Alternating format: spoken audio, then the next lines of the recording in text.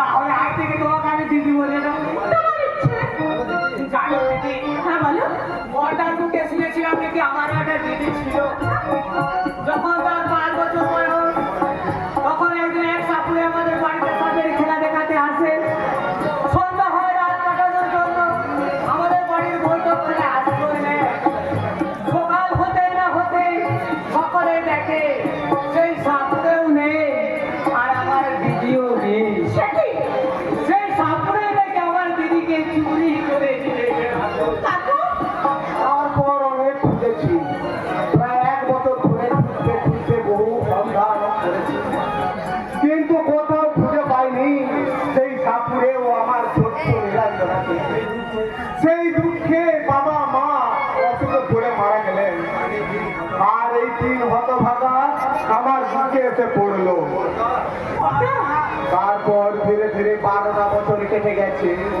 সময়ের তালে পা ফেলে চলতে গিয়ে তখনই হয়তো ভুলে গিয়েছিলাম আমার সেই ছোট্ট নীলাঞ্জনাকে।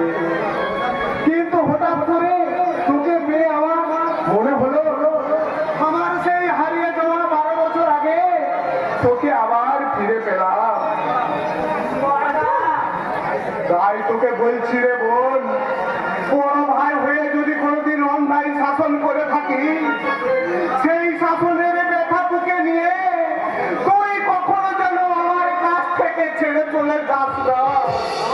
তাহলে তোকে হারানোর দুঃখে আমিও হয়তো বাবা মার মতো।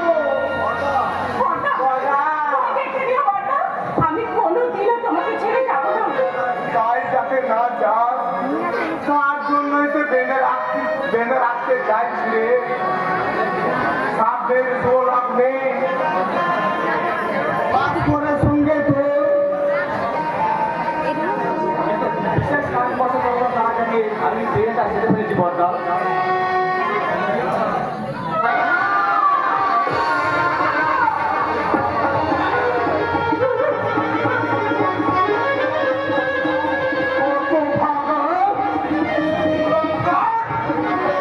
আমি না তোর বড় ভাই, বিয়ে করার আগে একটিবারও আমার দাদার কথা মনে পড়ল না, একটিবারও ভাবলি না তোর দাদা কতখানি আমার পাবে, কতখানি আমার সামনে সবার সামনে অসম্মান হবে। তোরে অত বাবা, আমি যে আলপনার সঙ্গে তোর বিয়ের সমস্ত ঠিক করে রেখেছিলাম। কি বললে বর্দা? আলপনার সঙ্গে আমার? হ্যাঁ হ্যাঁ, আলপনার সঙ্গে তো। এবার বল হতভাগা বল, কি জবাব দেবো, কোন ভাষায় ওকে সান্ত্বনা দেবো? বল হতভাগা, আপনি আমার স্বামীর স্বামীর হাত দিচ্ছেন। বাঁচবে আমাদের স্কলার ছেলে, এটা অশিক্ষিত গাইয়া মেয়েকে বিয়ে করবে, একথা আপনি ভাবলেন কেন করে? আর একটা কথা মাথায় রাখবেন, ভাত করে আপনার ভাই ছিল, এখন সে শুধু আমার স্বামী। আমি কি বললে? আর একটা কোথাও বলে না করে রাখো। আমি তোর মতো যদি অন্ধ হতাম তাহলে বড় ভালো হতো রে। এই অন্ধ হলে আমি একই রকম হাসি কান্না আলো আধা ন্যায় অন্যায় সব একই রকম দেখতাম রে। আজ অন্ধ হলে আর অমন করে দেখতে হতো না ওই আধুনিক যুগের নতুন বউকে। আধুনিক যুগের নতুন বউ? হ্যাঁ হ্যাঁ, তোর ওই মেজদা ভাস্কর আমার পিল করে গড়া সংসারটাকে টুকরো টুকরো করতে আজ আধুনিক যুগের বৌমা ঘরে এনেছে।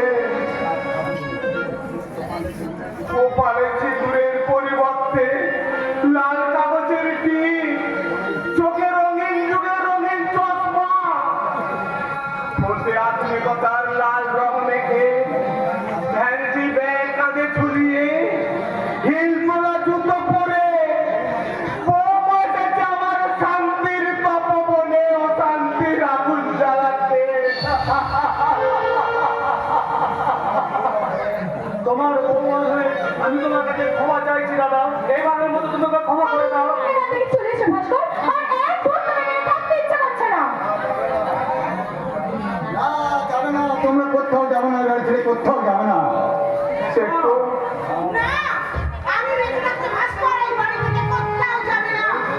বৌদি করবো আচ্ছা তুমি কেমন মানুষ গো? ও না হয় শিশু অবস্থায় একটা ভুল কাজ করেই ফেলেছে, তাই বলে তুমি ওকে এইভাবে শাস্তি দেবে? আমি তোমাকে বলে দিচ্ছি, ভাস্কর যদি এই বাড়ি ছেড়ে চলে যায় তাহলে তোমরা সবাই আমার মরা মুখ দেখবে। তুমি আমাকে এভাবে নিষ্ঠুর ভাবলে কি করে বলো তো? আজ আমি সংসার অরণ্যে আর বৃদ্ধ বনে আমার শাখা পোশাকায় কত জানা অজানা পাখির দল এসে আশ্রয় নেবে, কিন্তু প্রয়োজনের শেষে ওই সমস্ত পাখির দল যদি আশ্রয়দাতার আশ্রয়দানের কথা ভুলে গিয়ে আমার দূরে চলে যায়, তাহলে বৃক্ষের কি অভিমান করা সাজে? আর তুমি থামো তো, তোমার কোনো কথাই আমার এখন ভালো লাগছে না।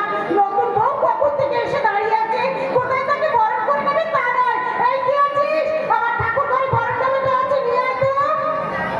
আলপনা, হ্যাঁ তুই বরণ ডালা নিয়ে এসেছিস? কেন বর্তা? আপনার দেওয়া সম্পর্ক নাই বা পেলাম, আপনার বোনের সম্পর্কে কি আমি এই থালাটা নিয়ে আসতে পারি না? নিশ্চয়ই পারিস, নিশ্চয়ই পারিস। আয় তো, আয়, আমি তোদেরকে বরণ করে নিই। আয়। আমাকে তুই বলছো? মানে দিদি তো বোনকে তুই বলে। আয়, আয় ভাস্কর, আয়, আমি তোদেরকে কি কোথায় বসবো? এই মাটিতে? অসম্ভব! আমাকে কখনো মাটিতে বসতে দেখেছো? আমি সাবধান করছি, আমাদের গুঞ্জনদের সঙ্গে তোমার সম্বন্ধের কথা তুমি বলবে না। আর তুই চুপ কর তো ভাস্কর, চুপ কর। আয়, আয় মিঠু, তুই এখানে দাঁড়া, আমি দাঁড়িয়েই না হয় বরণটা সেরে ফেলছি। আয়, আয় ভাস্কর, আমি তোদের দুজনকে একসাথে বরণ করবো। আয়, দাঁড়া।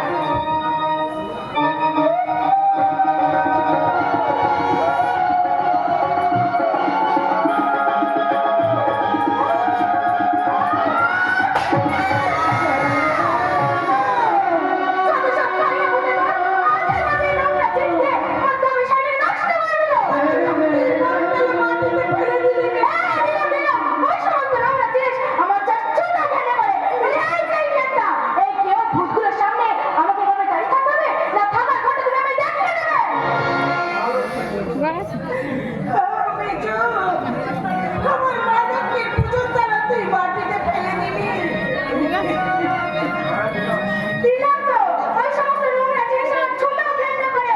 এই যে একটা, আমাকে এইভাবে দাঁড়িয়ে থাকতে হবে? না থাকার ঘটে তুমি আমি দেখিয়ে দেবে? দাদা বৌদি, এতে আমি ভুল করলাম। তারপর দেখো তোরা কি বলতে পারবি, কেমন করে আমি ভুলের প্রায়শ্চিত্ত করবো? শোনো ভাস্কর, আমি তো আপনার 1 মিনিট সময় দিয়ে গেলাম।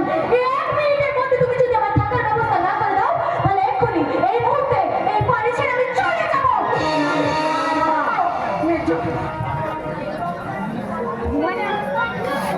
আমায় কিছু অভিশাপ দাও, তোমায় দাও অভিশাপ দাও। তোমার সাজানো সংসারটা আমি অশান্তির ঝড় তুলেছি, আর সেই ঝড়ে তোমার সোনার সংসারটা জ্বলন্ত চিতায় পরিণত হয়েছে। তুমি আমার শাস্তি দাও দাদা, তুমি আমার শাস্তি দাও। ওই ভাস্কর, তুই শুনে যা, ভাস্কর শুনে যা। তোর ওই জ্বলন্ত চিতাকে আমি নেভাবো। আমি যে এই সংসারের বড় বউ, তাই যত ঝুঁকুম তপস্য, ঝড় ঝাপটা আসুক না কেন, আমাকে যে সহ্য করতেই হবে। আমি ভোগ দিয়ে আগলে রাখবো রে ভাস্কর, আমি ভোগ দিয়ে আগলে রাখবো। ভগবান তুমি কত করুণাময়। জন্ম থেকে আমাকে অন্ধ করে পাঠিয়েছো, তাই কারো কান্না আমার চোখে দেখতে হয় না। আর একটু দয়া করো ঠাকুর, আমাকে এবার মজুরি করে না, তাহলে কারো কান্না আমার কানে পৌঁছাবে পৌঁছাবে না।